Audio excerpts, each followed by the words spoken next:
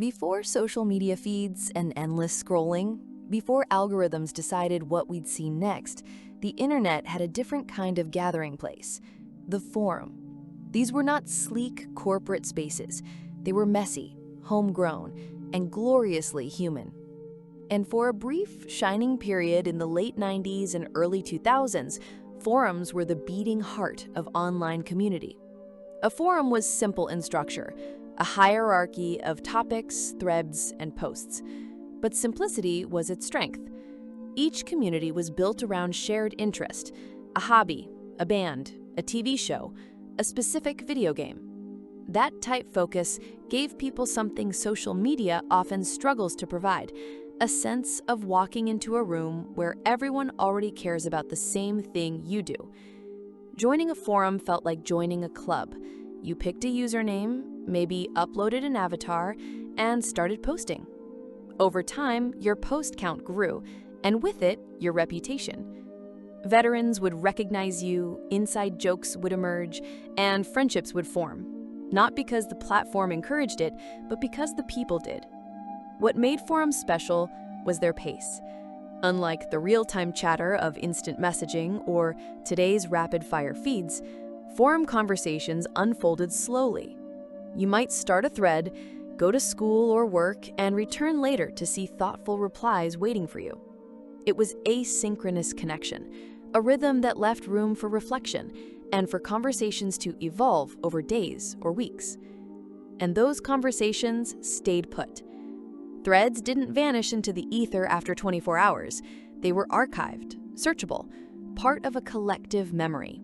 You could look back months later and see exactly how an idea or debate had unfolded. Forums lived in the space between anonymity and identity. You weren't using your real name, but you weren't invisible either. Your username and avatar became your online self, a persona shaped by what you posted, how you spoke, and the relationships you built.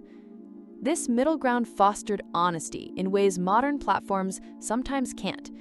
You could be open about your thoughts without the baggage of your offline social circles watching. But because you were a consistent presence under one name, you were still accountable to the community. It was a balance that encouraged both expression and respect. Forums didn't run themselves. Behind the scenes were moderators and administrators, ordinary users who volunteered their time to keep things running smoothly. They enforced rules, settled disputes, and made sure the atmosphere stayed welcoming. In many ways, they were the unsung architects of online civility, setting the tone for the community in a way algorithms never could. And because moderation was human, so was the experience. You could message a mod to explain a situation, appeal a warning, or just talk. The rules felt like they came from people, not from an invisible system. So what happened? Social media happened. Platforms like Facebook, Twitter, and later Reddit and Discord offered faster signups, more dynamic features, and centralized feeds. Why join 10 separate forums when you could find everything in one place? But in the shift, something changed. Social media blurred the boundaries between communities, and the focus moved from shared topics to shared people. The intimacy of niche spaces gave way to the vastness of the feed. The result? More reach, but less depth. Still, the DNA of forums is everywhere. Reddit's subreddits are essentially modern forums with a corporate coat of paint. Discord servers often function like forums with chat sprinkled in. And the principles that made forums great, clear topics, consistent identity, and slow burn conversation, are being rediscovered by those tired of algorithm-driven feeds.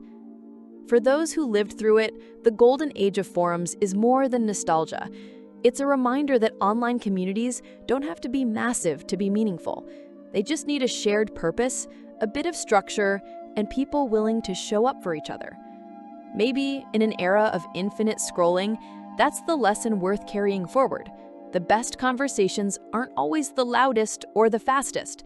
Sometimes they're the ones you have to find your way back to.